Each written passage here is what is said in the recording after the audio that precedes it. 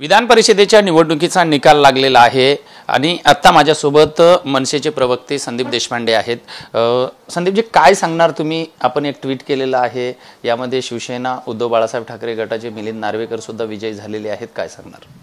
नाही, मुळात असं आहे, म्हणजे आता सगळे चालू होतील, याच्या आधी तर कोणी मला नाही वाटत जबाबदारी घेतलेली, पण मला असं वाटतं ज्या पद्धतीने मी मिलिंद नार्वेकर मला माहिती आहेत, मी ओळखतोय म्हणणार नाही, माहिती आहेत, तर मिलिंद नार्वेकरांचा विजय हा त्यांचे असलेले सगळ्यांबरोबरचे संबंध यातनं झालेला विजय। आता उगीच काहीतरी ठाकरेंची रणनीती, ठाकरे चाणक्य, उद्धव ठाकरेंची रणनीती यशस्वी वगैरे म्हणायची गरज नाही आहे।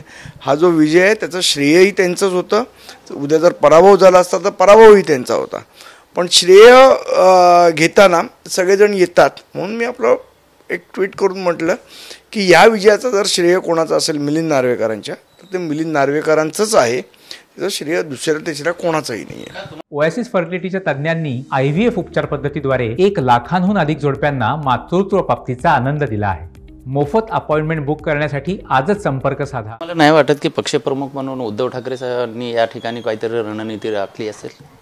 मग मिलिंद नार्वेकरांना तिकीट दिलं नसतं त्यांनी। जर त्यांना एवढा कॉन्फिडन्स असता तर त्यांच्याच नातेवाईकाला कोणाला तरी तिकीट मिळालं असतं, मिलिंद नार्वेकरांना नसतं मिळालं। ज्या अर्थी त्यांनी मिलिंद नार्वेकरांना तिकीट दिलं तर ते त्यांना माहिती होतं की मिलिंद नार्वेकर हे करू शकतात, म्हणून त्यांना तिकीट दिलं। नाही तर स्वतःच्या बगलवच्च्यांना कोणाला तरी तिकीट दिलं असतं त्यांनी। यामध्ये जयंत पाटलाचा पराभव झालेला आहे। महाविकास आघाडीचे जे 3 कॅन्डिडेट होते त्यापैकी जयंत पाटलाचा पराभव झालेला आहे। मग शरद पवार कुठेतरी ही रणनीती खेळण्यामध्ये कमी पडले असं वाटतंय? मला असं वाटतं सगळ्या पक्षांनी मिळून पवार साहेबांचा करेक्ट कार्यक्रम केला असं एकंदरीत त्या निकालावरनं दिसतंय। महायुतीच्या विजयाकडे कसं बघाल आपण? त्यांच्याकडे मतं होती, जी काय मला असं वाटतं 5-10 मतं कमी होती, 10-15 मतं कमी होती, ती त्यांनी ॲडजस्ट केली, त्यांना मिळाली। शेवट सत्तेत असल्याचा एक फायदा असतोच। म्हणजे एखादाच असा पक्ष असतो शिवसेनेसारखा जो सत्तेत असून विधान परिषदेच्या निवडणुका हारतो, जशी 2022ला हरली। अदरवाईज सत्ताधारी पक्ष नेहमी जिंकताना आपल्याला दिसतो। एकंदरीत तुमचं मत असं आहे की मिलिंद नार्वेकरांचा विजय हा त्यांच्या मताप्रमाणे आहे, त्यांच्यामुळं आहे, आणि शरद पवारांचा या ठिकाणी कार्यक्रम केला सगळ्या पक्षाने मिळून, एकंदर मतदानावरनं तरी असंच दिसतंय। हे होते संदीप देशपांडे, आणि त्यांनी थेट आरोप केलेला आहे की या ठिकाणचा मिलिंद नार्वेकरांचा विजय हा त्यांच्या वैयक्तिक स्वभावामुळे आहे, यामध्ये पक्षानं कुणीही श्रेय घेऊ नये, आणि या निवडणुकीमध्ये जयंत पाटलाचा पराजय जो झालेला आहे त्यामध्ये सर्व पक्षांनी मिळून शरद पवारांचा सुद्धा कार्यक्रम केला आहे।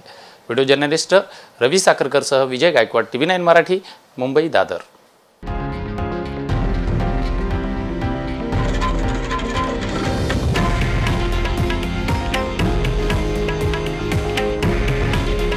हे आहे देशातील नंबर 1 न्यूज नेटवर्क आणि आपण पाहत आहात TV9 मराठी।